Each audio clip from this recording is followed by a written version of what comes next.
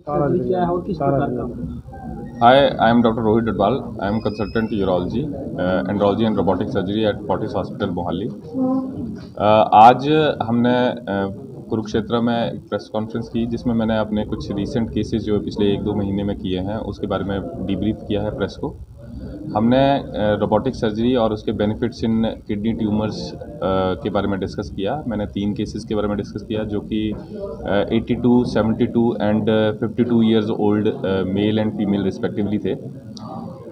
इन सब का मैंने पोस्ट ऑपरेटिव पीरियड जो था अनइवेंटफुल रहा उसके बारे में बताया एंड कब कब उनके डिस्चार्ज हुआ and how they are doing after the surgery, इसके बारे में हमने डिस्कस किया है।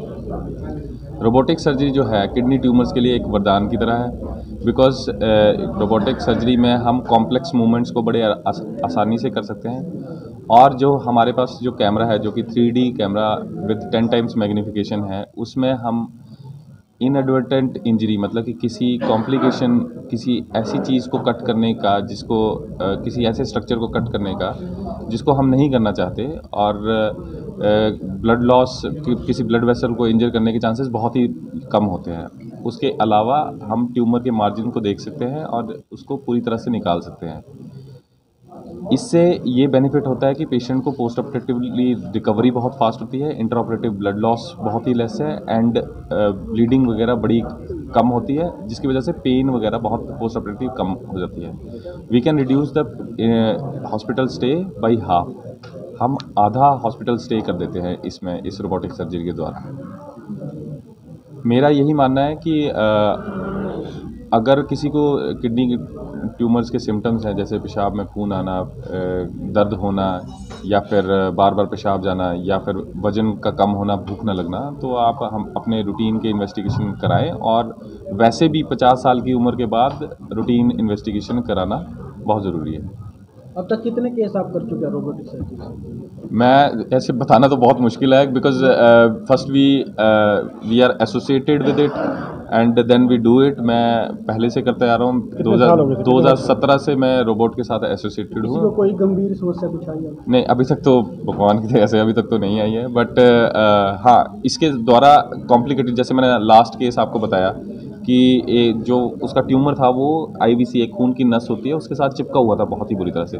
तो अगर हम दूरबीन वाला लेप्रोस्कोपी हो सर्जरी करते तो उसमें इतनी कॉम्प्लेक्स मूवमेंट आप कर नहीं सकते हो, इतनी अच्छी डाइसेक्शन नहीं कर सकते और उसमें इतना बड़ा नहीं दिखता जितना रोबोट के द्वारा दिखता है। तो उसमें बड़ी नस को इंजर होने का और ब्लीडिंग होने का चांसेस बहुत ज़्यादा होता है जिससे कॉम्प्लिकेशन हो जाती है, ब्लड लॉस हो जाता है और इंट्राऑपरेटिव मोर्टेलिटी बढ़ जाती है। तो रोबोट के द्वारा ऐसी कॉम्प्लिकेटेड चीज़ों को करना ज़्यादा आसान है। तो हर प्रकार की सर्जरी में काम करता है रोबोट या? नहीं जी, रोबोट चूँकि किसी ने क्वेश्चन पूछा था कि इसके कॉस्टली है तो हमें कॉस्ट बेनिफिट रेशियो देखनी होती है हर चीज़ में कि किसी चीज़ को अगर हम कर रहे हैं तो उससे नफ़ा कितना है और नुकसान कितना है। हमेशा बेनिफिट ज़्यादा होना चाहिए लॉस से ज़्यादा।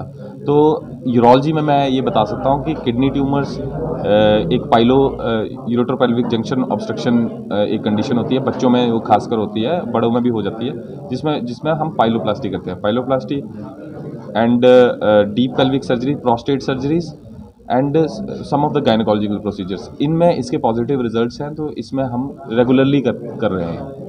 तो कॉस्ट कितना फ़र्क पड़ता है? देखिए, एक अच्छा क्वेश्चन है। सिंस ये this all is American made, so अभी इंडिया के पास कोई पेटेंट नहीं है, अमेरिका के पास पेटेंट है। This is gonna stay there for 30 years और सो, जो पेटेंट की गाइडलाइंस होती हैं। तो फिलहाल जो इसके सारे इंस्ट्रूमेंट्स हैं वो सारे इंपोर्ट करने पड़ते हैं हमें, हम लोकल मैन्युफैक्चर नहीं कर सकते बाई लॉ।